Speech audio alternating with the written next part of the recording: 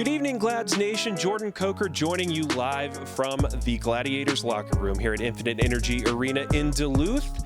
Last week, we asked our season ticket holders to submit your questions to exactly what you want to hear from Gladiators team president Jerry James. And Jerry joins me right now. All right, well, all these questions fielded straight from our fans, Jerry, straight from our season ticket holders. And we'll start with this.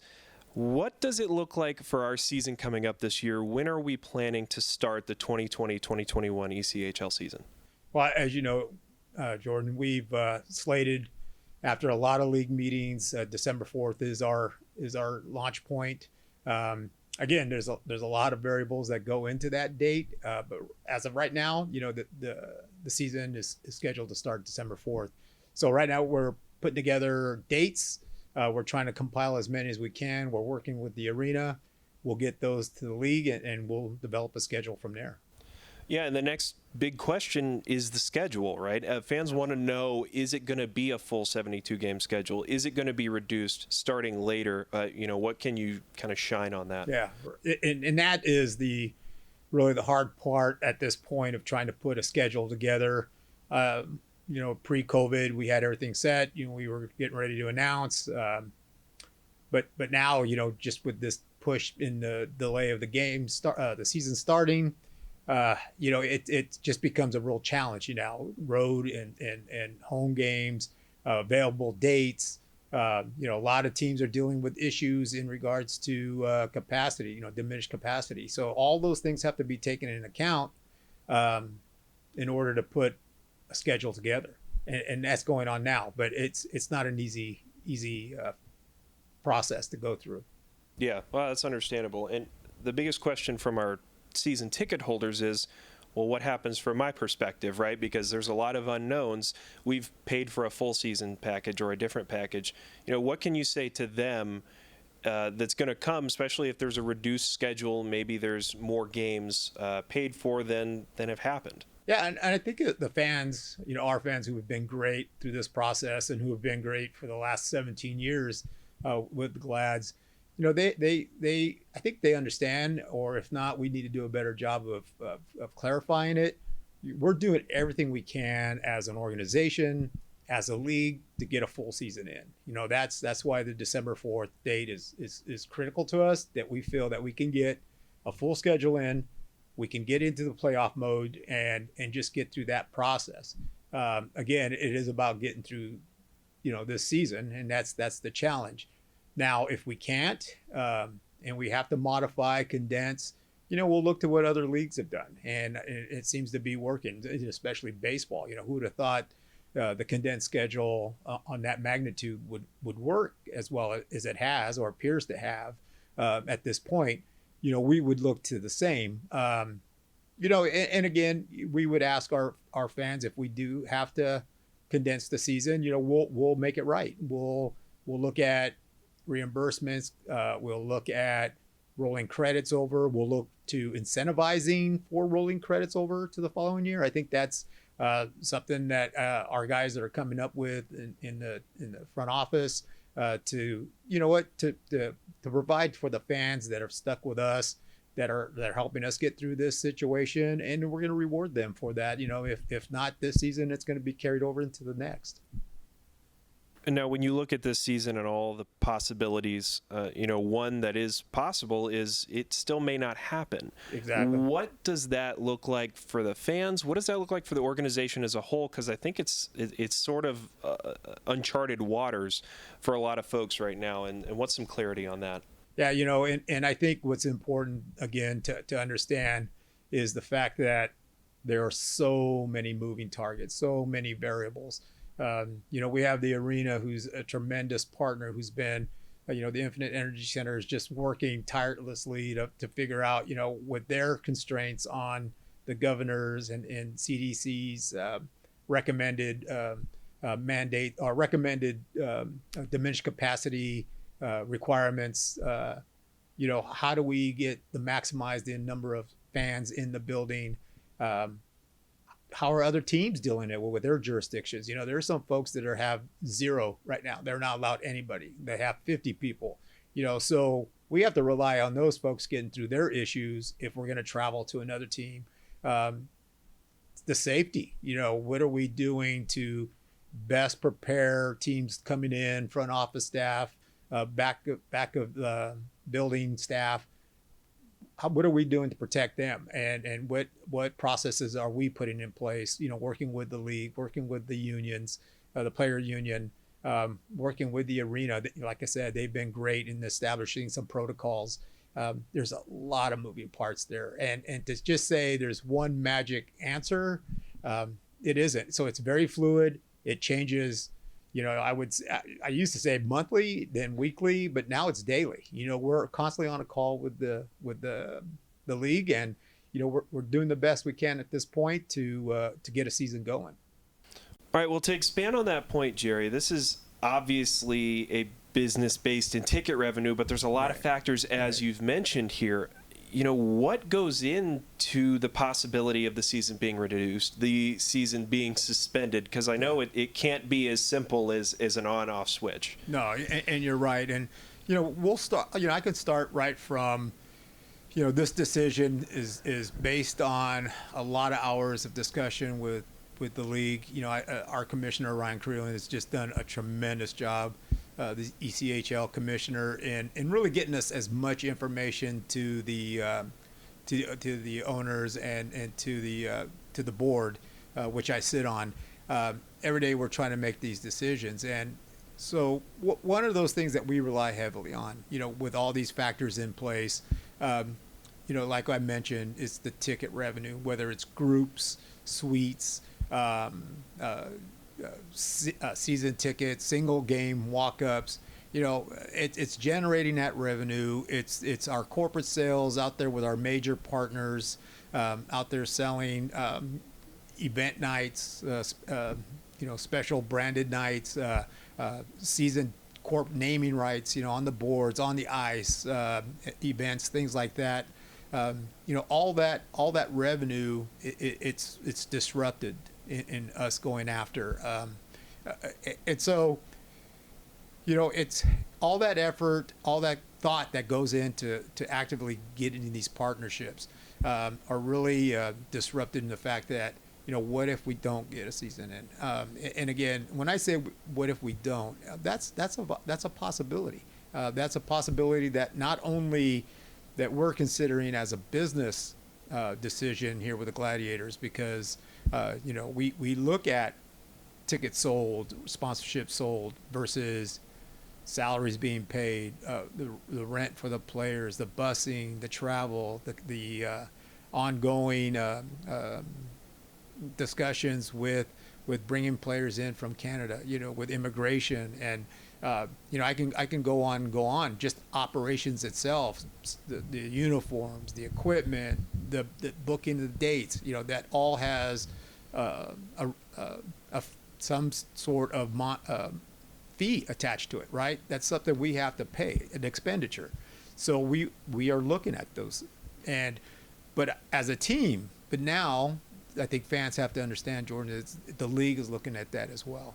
And it's sort of that trickle down. We look to the NHL, the AHL, and then ECHL. They're all kind of staring at each other to say, okay, who's doing what? And we get a sense, every day that, that it's more and more people are thinking about, as the league, is it viable? Does it make sense to put a season on? What are other jurisdictions doing? Because you have one or two teams that COVID suspend themselves, and not play. Well, then your schedule's disrupted. All of a sudden, what if you have a few teams drop out of your division? Well, now you're playing outside your division. Now you just incurred costs. Now instead of busing, you may be flying, right? All those things have to be looked at, have to be weighed. What are other teams doing to provide the COVID bubble, protecting your players as they come in? What plans are in place if in fact somebody does get it? There's so much unknowns that a lot of that it's just being part of the formula, and ultimately when it's all said and done, it's an economics decision. And I think it's something that we look at very carefully and that we take very seriously in when we're making our decisions. So, I'm not going to sugarcoat it for our season ticket holders. I want to be honest with you, that is a possibility, and we want to have a plan in place that really carries forth. Let's say we don't have a season. So, but what are we going to do to make ourselves viable? What are we going to do to still be in touch with our season ticket holders? What are we going to do to still be engaged in the community? Social digital media that allows a lot of opportunity to still be engaging. What are those plans? And we're planning that. We have plan A, B, C, D, E, just on down the line. There's a lot of what ifs, and we want to be prepared for any of that. Because ultimately, if the league suspends, then it's an easy decision for everybody. But I think for that to happen, it's there's a lot of things that have to be in place before that could happen. But I think ultimately that's probably the right decision on economic and safety. So, that's what we're dealing with every day, Jordan, in that office and in those meetings. Well, let's stick to the assumption that we are going to get a season going, because I know that's what everyone's working towards. That's what you and everyone at the league is working towards. At the end of last season, it was such a great atmosphere here, unbeaten in February, a great run to finish, and a big credit to the fan base and their support. Their biggest question we've gotten is, on December 4th, the opening night, what is a game going to look like here at Infinite Energy Arena? What is the capacity? What are some of the precautions? What do you envision that looking like? Right. Well, first of all, what an amazing run the guys went. Jeff Pyle did an incredible run. The way we started out the season, it looked a little slow there at first, but just the way we ramped up, finishing strong. Our last 5 home games, pre-sale tickets were incredible. We all but secured a spot in playoffs. I had other teams, presidents calling me saying, they just didn't want to play us in the first round. They were that nervous. And it was a testament to what Jeff had done, what the guys had done on the ice. And then, to have COVID hit just took the air right out of the balloon and it was incredible. And so after that gut punch, we had to sit back and then we started looking at, well, how are we going to save the playoffs? We can figure it out. We can get at least the playoffs going and have a shortened season, roll into there, because we still were strong. We still knew we had the team that would run deep in the playoffs. Obviously that didn't happen, right, Jordan? And so we rolled in, finishing out the season the way we did. Now we're transitioning to here we are today. So you're asking me, what can fans expect? It's a different world, and it's different rules. And what we're doing our best is to make it as normal as possible. And we're continuing to negotiate. And it's not really a negotiation with the arena. The arena is following the CDC guidelines, the governor's mandate of the 25% diminished capacity. And maybe it's 29%. But, for us, we survive on tickets. We survive on merchandise, corporate sponsors. Now, it'd be a different story if we had a TV contract, right? We could just shut the doors and play within that bubble and have a game and rely on that revenue. But that's not the case, and it is a business, and it's driven by ticket sales. So until we can feel comfortable enough, and I say we because the Energy Center and the Glads are our team in this, until we can really get that diminished capacity number up to that 50 to 75%,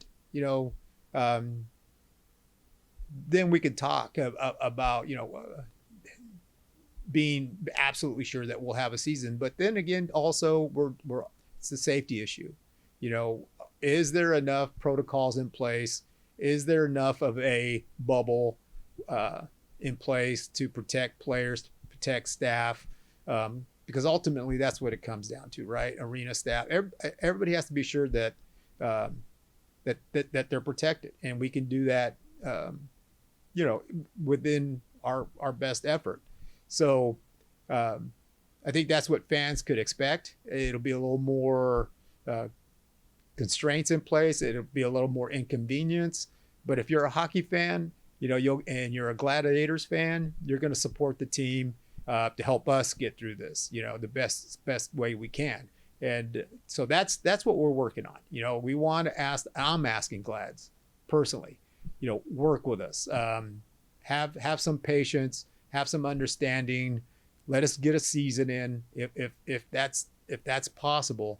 But then if not, the reality is too, you kind of have to step back and be honest with yourself to say that not having a season might be a possibility.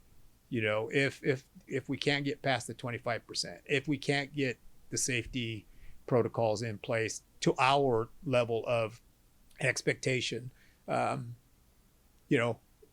if we can get the borders open in Canada, there's a lot of ifs, if others follow the compliance that we have to rely on. But if not, that the reality is there may not be a season. That's just the truth. Yeah. And I think fans are going to appreciate the honesty with which you talk about it, because I think that's not something you see very often. But these are questions from the fans, and there are some on different subjects, starting with potentially the biggest one that people asked about outside of the games, which is what's parking going to look like? And of course, last year that was a great agreement between the team and the arena that we came to. Is there any insight on what that can look like going forward? Yeah, and we're in discussions with the arena right now and about that, and especially in this coming season. But I have to be honest, like I am always honest with everybody that's part of the Glass Nation, is the fact that is not one of on the priority list right now. It's getting a season in, and if we can figure out the parking after that fact, we will. We want to provide that, and we think the fans deserve to have the parking free like they've always had it. But we're always talking to the arena, and they've been responsive. It was obvious last year they were very responsive to that, and I don't see it being any different this season.